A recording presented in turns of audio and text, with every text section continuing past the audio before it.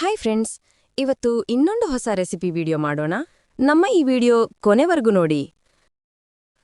Friends, ನೀವು ಬಜ್ಜಿ ತಿಂದಿರ್ತೀರಾ, ಆದ್ರೆ ಈ ಥರ ಬಜ್ಜಿ ನೀವು ತಿಂದಿರಲ್ಲ. ಇವತ್ ನಾವು ಎಲೆಕೋಸು ಬಜ್ಜಿ ಮಾಡೋಣ. ಇದು ನಾರ್ಮಲ್ ಬಜ್ಜಿಕಾರ ಇರಲ್ಲ, ಇದು ತುಂಬಾ ಚೆನ್ನಾಗಿರುತ್ತೆ. ಅಲ್ಲಿಯವರೆಗೂ ದಯವಿಟ್ಟು ನೀವು ನಮ್ಮ ಯೂಟ್ಯೂಬ್ ಚಾನಲ್ಗೆ ಸಬ್ಸ್ಕ್ರೈಬ್ ಮಾಡ್ಕೊಳ್ಳಿ. ಸೊ ಬನ್ನಿ ವಿಡಿಯೋ ನೋಡೋಣ. ನಾವು ಅರ್ಧ ಎಲೆಕೋಸು ತೆಗೆದುಕೊಂಡಿದ್ದೀವಿ. ಅದನ್ನ ಚೆನ್ನಾಗಿ ಚಿಕ್ಕದಾಗಿ ಕಟ್ ಮಾಡಿದ್ದೀವಿ.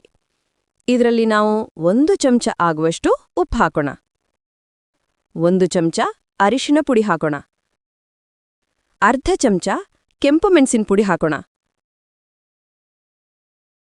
ಅರ್ಧ ಚಮಚ ಚಾಟ್ ಮಸಾಲ. ಅರ್ಧ ಚಮಚ ಆಗುವಷ್ಟು ಜೀರಿಗೆ ಹಾಕೋಣ. ಅರ್ಧ ಚಮಚ ಅಜ್ವಾನ್.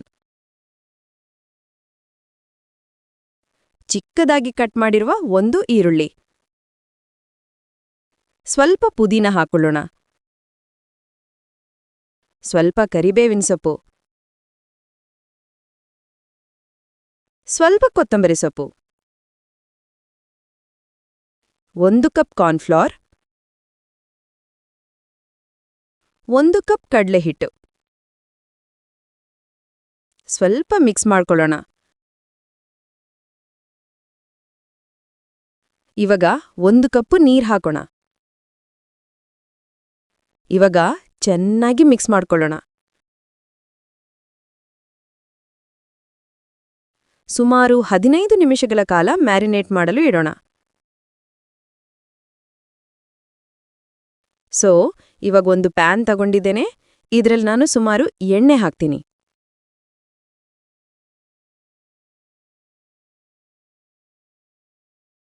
ಸೊ ನಮ್ಮ ಹಿಟ್ಟು ಮ್ಯಾರಿನೇಟ್ ಆಗಿದೆ. ಇವಾಗ ಒಂದೊಂದಾಗಿ ಬಜ್ಜಿ ಹಾಕೋಣ. ಬನ್ನಿ. ನಮ್ಮ ಹಿಟ್ಟನ್ನು ನಾವು ಸ್ವಲ್ಪ ಸ್ವಲ್ಪ ಹಾಕೋಣ.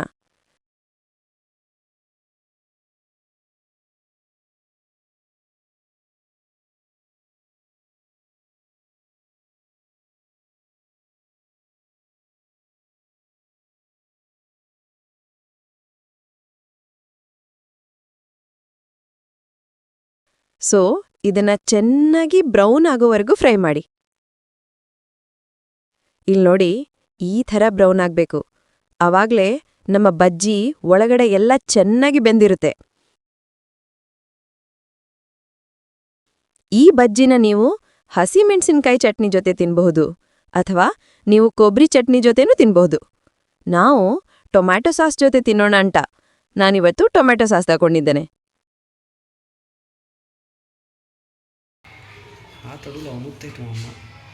ಇಲ್ಲಿವರೆಗೂ ನಮ್ಮ ವಿಡಿಯೋ ನೋಡಿದಕ್ಕೆ ತುಂಬಾ ಧನ್ಯವಾದಗಳು. ದಯವಿಟ್ಟು ನಮ್ಮ ಯೂಟ್ಯೂಬ್ ಚಾನಲ್ಗೆ ಸಬ್ಸ್ಕ್ರೈಬ್ ಮಾಡ್ಕೊಳ್ಳಿ. ನಿಮ್ಗೇನಾದ್ರೂ ಪ್ರಶ್ನೆ ಇದ್ರೆ ಕೆಳಗಡೆ ಕಾಮೆಂಟ್ ಬಾಕ್ಸಲ್ಲಿ ಕಾಮೆಂಟ್ ಮಾಡ್ಬೋದು.